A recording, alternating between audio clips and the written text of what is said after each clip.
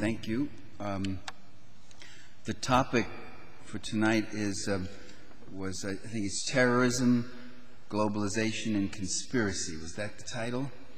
Am I in the right town, right title? I'd like to start with the most important of those three. This is a trick stand here. Here we go. Most important of those three, which is globalization. Globalization is an attempt to extend corporate monopoly control over the entire globe, over every national economy, over every local economy, over every life. It does this by treating international corporate property rights and international corporate investment rights as supreme, as taking precedence over all other rights, including our democratic sovereignty. You know, globalization has been treated by its proponents as a natural, inevitable process. First we had local economies, then they naturally became regional economies, and then national, and then international, and now one big global economy. It just happens that way. In fact, there's nothing inevitable about it, and there's certainly nothing natural about it. Globalization is being forced upon us through a series of secretive international trade agreements.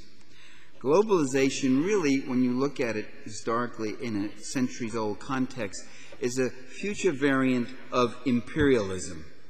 Imperialism is that system in which the leading dominant elements in one country expropriate the land, the labor, the resources, the capital of other peoples and other countries.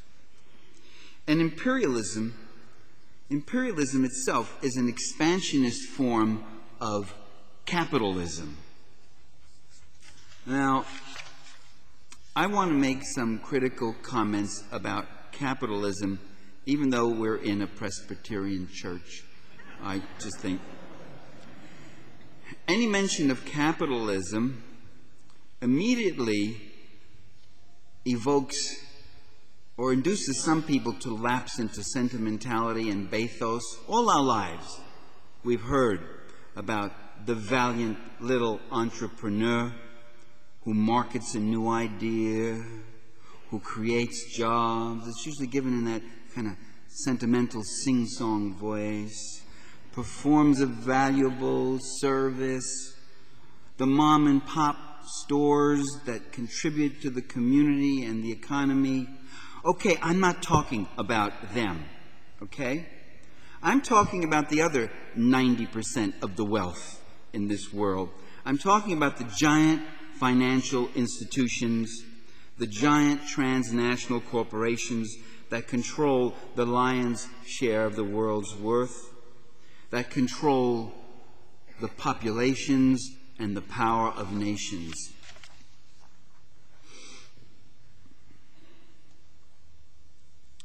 You can't talk about globalization and imperialism without talking about capitalism, although some people manage to do it and try to do that all the time. We're taught a few things about capitalism. We're taught that it's a system that works. It's a system that has brought us prosperity. We've heard that all our lives. Now, I'm going to try to convince you otherwise, and I'm going to do it in 2 minutes. Okay? Actually, I think some of you already have certain suspicions about that system.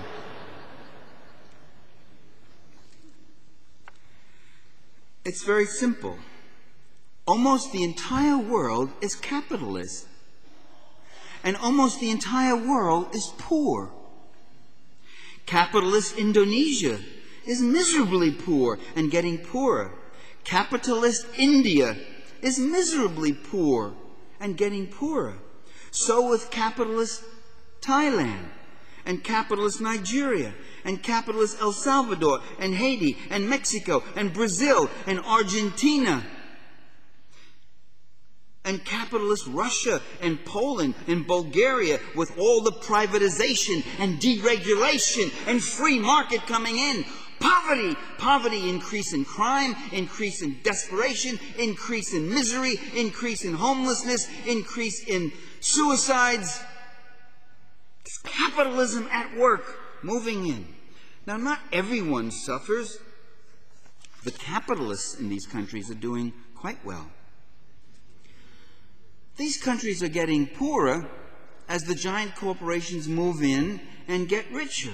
These companies are getting poorer as there's more and more deregulation, more and more so-called free market, which is really monopoly market. It's a free market if you've got money. It's a market that works for those who have money.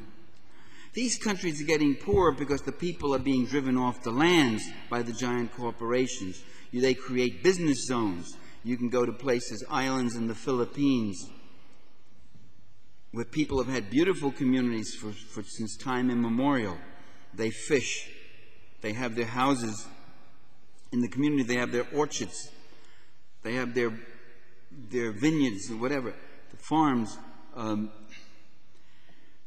the giant companies come in with some bogus claim to the land, drive them all off it, and clear cut the wood that's on there and turn it into a wasteland. Since it's tropical topsoil, it can't survive clear cutting. And these people are driven off into the shanty towns.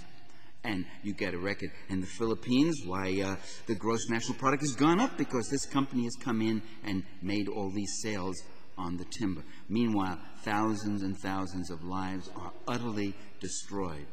And the people go into the cities and they find new work opportunities under the free market capitalism, prostitution and drugs and beggary, all sorts of new things that didn't exist in their lives before. So those business zones make people poorer.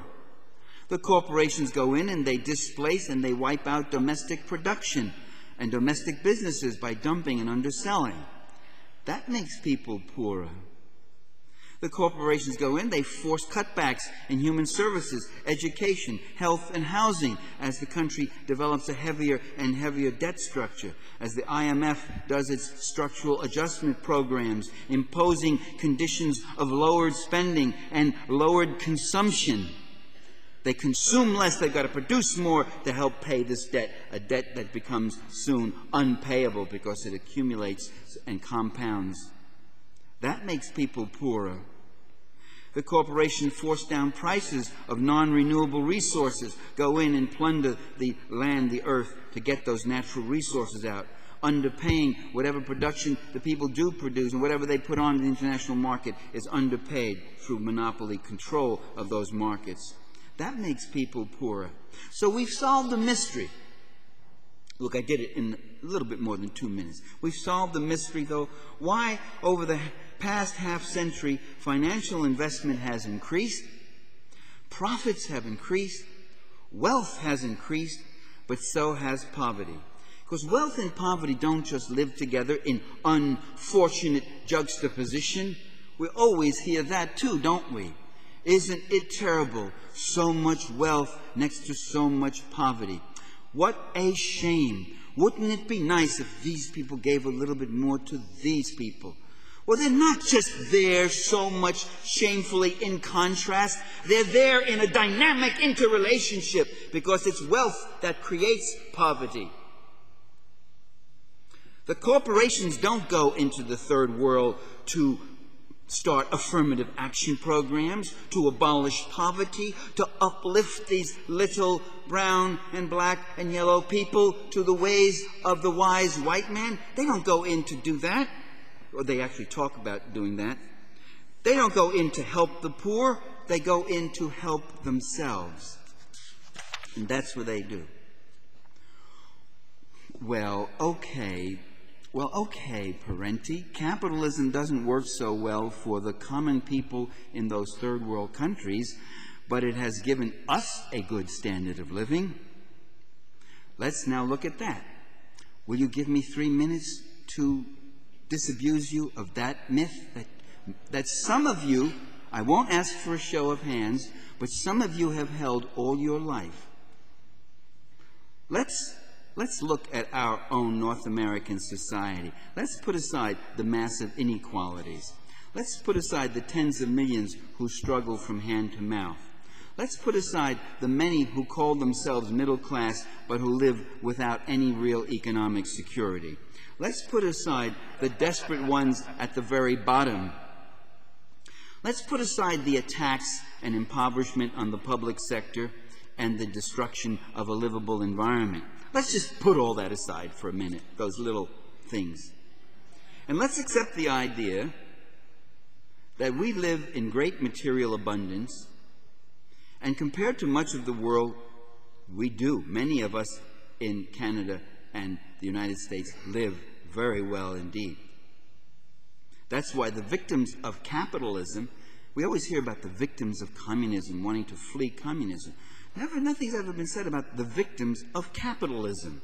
I come from a family of victims of capitalism. My grandparents, both families, came from southern Italy, grinding terrible poverty. They were victims of capitalism. They came over here to be victims of capitalism again, but a little less so. And that's what happens. So let's accept this idea of great material abundance.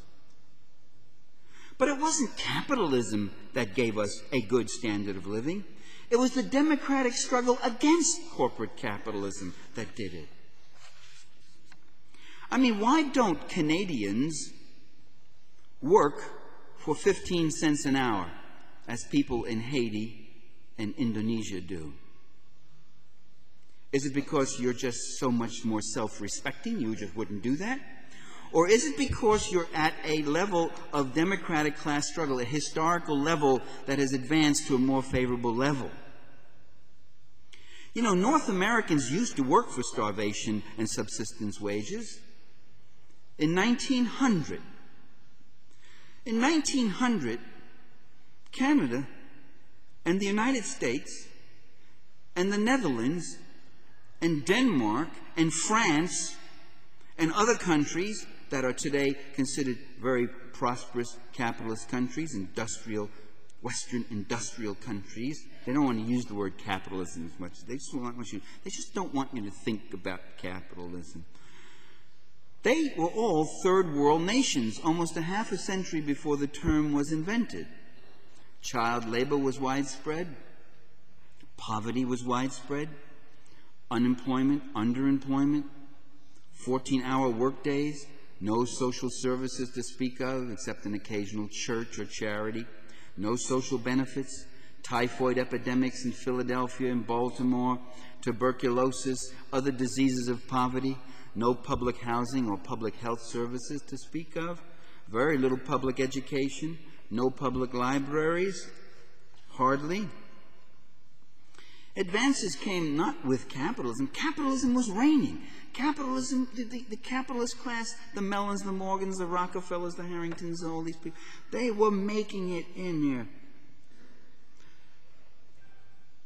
Advances came when we made certain democratic victories. The 8-hour day, the end of child labor, worker safety, the right to labor unions and collective bargaining, public health programs, disability insurance, old age pensions. These are things that we have been fighting for, still inadequate, still insufficient, still not universal, and yet these things, as inadequately as they are, as incomplete as they are still under siege by the same people who fought against those things. It wasn't capitalism that brought these advances, it was democracy. It was the people acting as the active social agents of their own lives, fighting and struggling for those things. And the capitalists, the rich bankers, the merchant class, the corporate class, the slaveholders, they all fought against democracy, against political democracy as well as economic democracy. In the United States, that class fought against the elimination of property qualifications for voters and office holders. They fought against universal suffrage for working men. They fought against suffrage for women. They fought against the abolition of slavery and Jim Crow. They fought against honest elections, and they're still doing a very good job of that in Florida. They fought against democratic ballot access